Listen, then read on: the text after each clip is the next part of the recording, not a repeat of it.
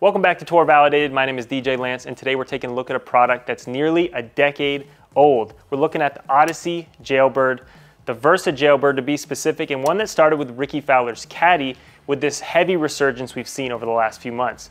It went from Rickie's caddy to Rickie Fowler, who saw a ton of success with this putter, moving up the ranks to him playing a money game with Wyndham Clark. I mean, I got to give a shout out to Rickie Fowler. This is the exact putter he's using right now. Played with him out in Medalist, played a money game, and he was putting with it, and he literally didn't miss inside 10 feet. And when anyone's putting that good, you typically are like, well, let me take a look at that. And Wyndham Clark putting it in play to the both of them being the final group at the US Open, so it was getting a ton of publicity there. After Wyndham won, we saw the next week at Travelers Championship a dominant win with Keegan Bradley, all in this Versa Jailbird line.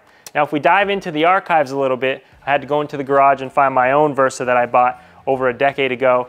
This one here is the Versa 1W. And I had this thing all Frankensteined up, the lead tape, the hand-drawn line at the top, which has lost some of its luster over the years sitting in the garage, the extended shaft, which I put in there, and I originally had a long super stroke grip, but over the last year I decided, why don't I try out this wrist lock? It had a lot of appeal. The intention with this here is you keep that against your arm throughout the stroke, kind of removes one of the levers to help hit more consistent putts. Let's talk about the Versa Jailbird specifically. With this resurgence, Odyssey has answered, and they are going to release this putter in a limited quantity, I think under 100 units for these consumers, because if you dive into the eBay archives right now, we're seeing upwards of $1,000 for a putter that, quite honestly, 6 months ago, you could buy for under $100, I'm sure. So we're seeing the hype, but is it really real?